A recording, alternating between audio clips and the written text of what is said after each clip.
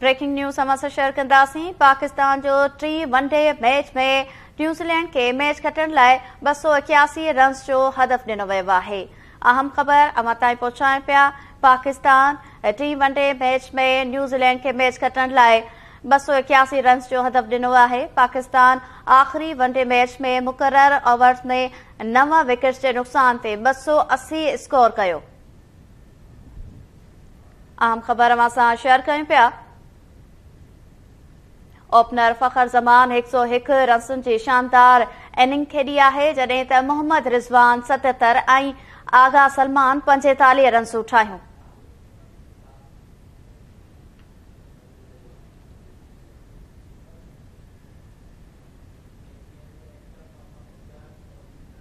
वधीक तफ़सील मालूम कंदासीं। स्पोर्ट्स एंकर पर्सन मुजाहिद सोलंकी लाइन ते मौजूद आहे। जी मुजाहिद, छा तफ़सील आहिनि? अभी बिल्कुल 3 वनडे मैच से बदल सीरीज जी 3 आखिरी मैच नेशनल क्रिकेट स्टेडियम में जारी है, जिते पाकिस्तानी टीम के कप्तान अज टॉस खटी पहिरीं बैटिंग करने जो फैसलो किया ऐं मुक़रर 50 ओवर्स में पाकिस्तानी टीम 9 विकेट के नुक़सान से 280 रन स्कोर करने में कामयाब थी वही है। पाकिस्तानी टीम के पारां जिन बैटर्स सुठी कारकर्दगी जो मुज़ाहिरो किया उनमें सब खां पहिरियों फ़खर ज़मान जे पंहिंजे वनडे कैरियर की 8वीं सेंचुरी स्कोर कई, 101 रन स्कोर करे उहो आउट थियो। उन खां पोइ मोहम्मद रिज़वान है जैं 77 रन की इनिंग खेॾी।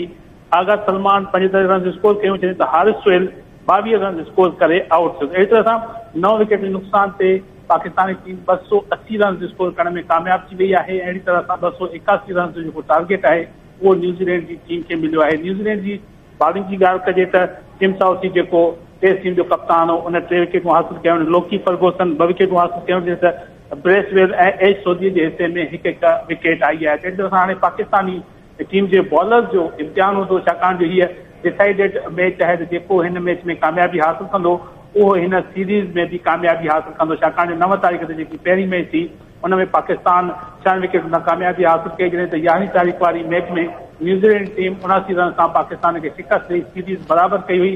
हाणे न्यूज़ीलैंड के बैट्समैन जो इम्तिहान है, कहिड़ी तरह सां उहो टारगेट हासिल कंदा। ॿिए तरफ़ पाकिस्तानी टीम के बॉलर जो भी तमामु वॾो इम्तिहान है, कहिड़ी तरह सां इन टोटल के डिफेंड कनि था। अॼु जी मैच में 2 तब्दीलियूं पाकिस्तानी टीम कयूं। इमामुल हक़दी ऐं नसीम शाह की जाइ ते मोहम्मद हसनैन ऐं शान मसूद के स्क्वाड में शामिल किया वियो।